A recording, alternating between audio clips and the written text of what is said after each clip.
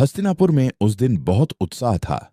गुरु द्रोणाचार्य ने अपने सभी शिष्यों की युद्ध कला की परीक्षा रखने की घोषणा की थी।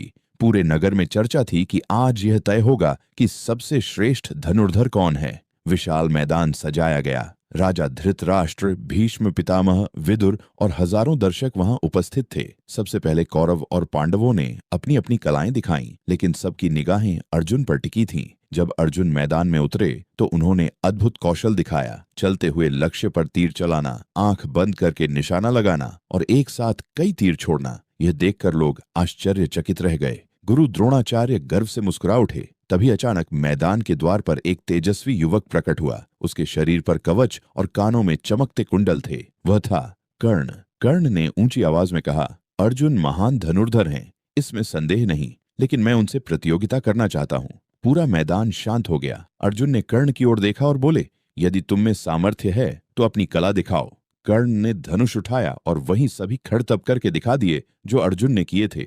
इतना ही नहीं, उसने कुछ कठिन निशाने और भी साध दिए। दर्शक आश्चर्य में पड़ गए। अब चर्चा होने लगी कि अर्जुन श्रेष्ठ हैं या कर्ण।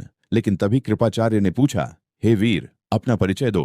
राजकुमार अर्जुन से प्रतियोगिता करने का अधिकार केवल किसी राजवंशी को है। ये सुनकर कर्ण का सिर झुक गया, क्योंकि वह स्वयं को सूत पुत्र मानता था। तभी दुर्योधन आगे आया और बोला, प्रतिभा किसी जन्म की मोहताज नहीं होती। आज से कर्ण अंग देश के राजा हैं। दुर्योधन ने उसी समय कर्ण का राज तिलक कर दिया। कर्ण की आंखों में कृतज्ञता भर आई। उसने दुर्योधन से मित्रता निभाने का प्रण लिया। अब अर्जुन और कर्ण आमने सामने खड़े थे। दोनों के चेहरों पर आत्मविश्वास था। ऐसा लग रहा था मानो दो सूर्य एक साथ चमक रहे हों। तभी सूर्यास्त होने लगा और गुरु द्रोणाचार्य ने प्रतियोगिता रोक दी। उस दिन कोई विजेता घोषित नहीं हुआ, लेकिन संसार को दो महान धनुर्धरों की प्रतिद्वंद्विता देखने को मिली, अर्जुन और कर्ण। यही प्रतिद्वंद्विता आगे चलकर महाभारत के युद्ध का एक महत्वपूर्ण महाभारत के समय में महान गुरु द्रोणाचार्य अपने शिष्यों को धनुर्विद्या सिखाते थे। उनके सभी शिष्यों में अर्जुन सबसे अधिक मेहनती और एकाग्र थे।